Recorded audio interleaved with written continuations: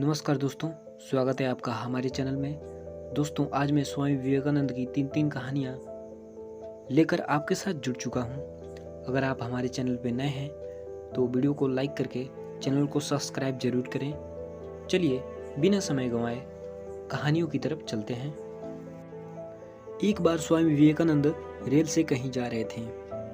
वे जिस डिब्बे में सफ़र कर रहे थे उसी डिब्बे में कुछ अंग्रेज यात्री भी थे। उन अंग्रेजों को साधुओं से बहुत चिढ़ थी।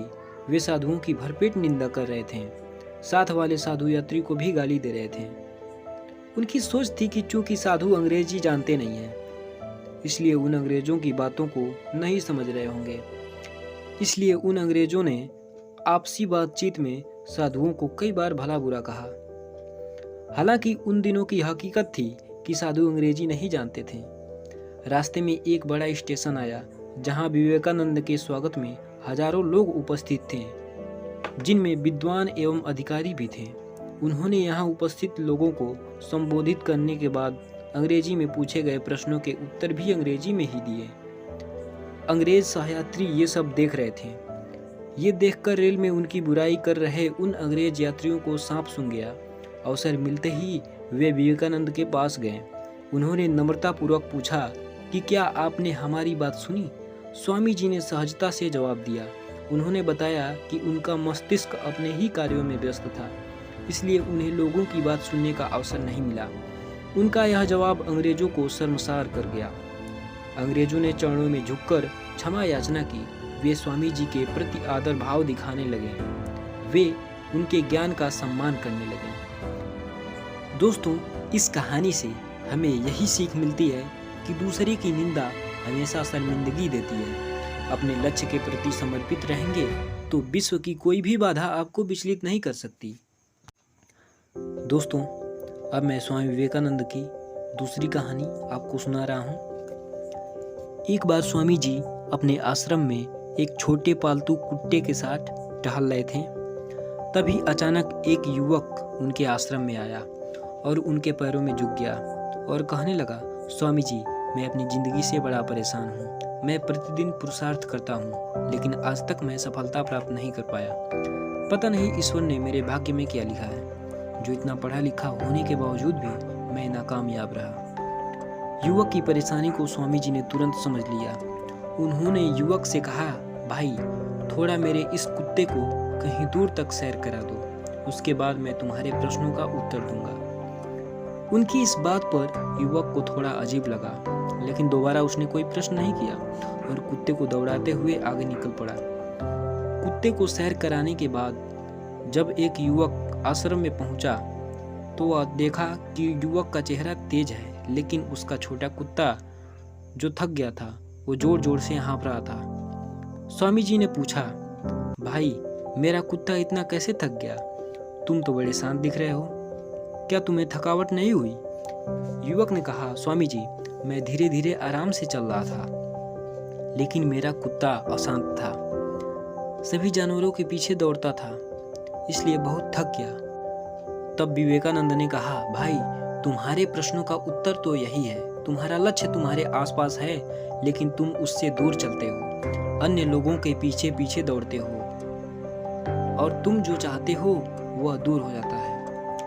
युवक ने स्वामी विवेकानंद के उत्तर से संतुष्ट होकर अपनी गलती को सुधारने का निर्णय लिया। तो इस कहानी से हमें यही सीख मिलती है कि अपने लक्ष्य पर ध्यान रखो और भटकाने वाली चीज़ों से दूर रहो। दोस्तों, अब मैं स्वामी विवेकानंद की तीसरी कहानी आपको सुना रहा हूँ। स्वामी विवेकानंद अमेरिका के शिकागो में अपना ऐतिहासिक भाषण देने गए हुए थे। उनका व्याख्यान काफ़ी प्रसिद्ध हो चुका था। अपने भाषण को पूरे विश्व पटल के सामने रखने के लिए स्वामी विवेकानंद अन्य देशों का भ्रमण करने के लिए निकले। इसी क्रम में उन्हें एक फ्रांसीसी विद्वान ने अपने घर पर आमंत्रित किया।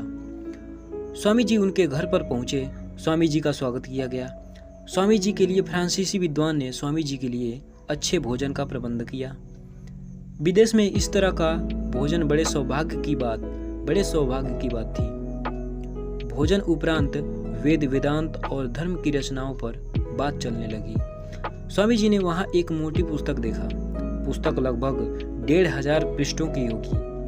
स्वामी जी ने अपने मेजबान से पूछा, यह क्या है? मैं इसका अध्ययन करना चाहता हूँ। मेजबान ने आश्चर्यचकित होते हुए पूछा, क्या आपको फ्रांसीसी आती है? स्वामी विवेकानंद ने जवाब दिया, नहीं। स्वामी जी ने अपने मेजबान से फिर कहा, मैं इस पुस्तक को पढ़ना चाहता हूँ। मुझे 1 घंटे के लिए इस पुस्तक को दे दें, मैं इसे पढ़ लूँगा। अब उन सज्जन को थोड़ा झटका सा लगा और उन्होंने थोड़ा खींचते हुए स्वामी जी से कहा, मैं इस पुस्तक को पिछले 1 महीने से पढ़ रहा हूँ और अभी आधा ही पढ़ पाया हूँ। स्वामी जी ने कहा, आप मुझे पुस्तक तो दें।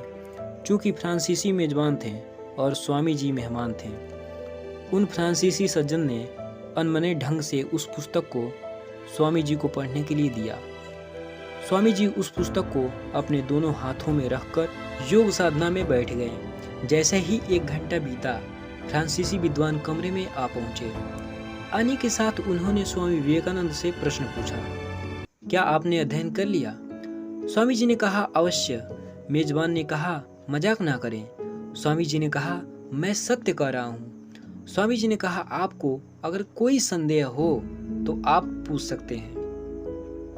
उन सज्जन ने एक पृष्ठ खोला और स्वामी जी से उसके बारे में पूछा। स्वामी जी ने अक्षरशः जवाब दे दिया। फ्रांसीसी विद्वान के आश्चर्य की कोई सीमा नहीं थी। स्वामी जी के चरणों में गिर गए। उस विद्वान ने स्वामी जी जैसा व्यक्ति आज तक नहीं देखा था। उन्हें यकीन हो गया, यह कोई साधारण व्यक्ति नहीं है बल्कि असाधारण है। दोस्तों, इस कहानी से हमें यही सीख मिलती है कि किसी का आकलन जल्दीबाजी में नहीं करना चाहिए। जो काम आपसे नहीं हो पाए, ऐसा नहीं कि कोई दूसरा उसे ना कर पाए। तो दोस्तों, आज के लिए बस इतना ही। मिलते हैं किसी और वीडियो के साथ। तब तक के लिए जय हिंद।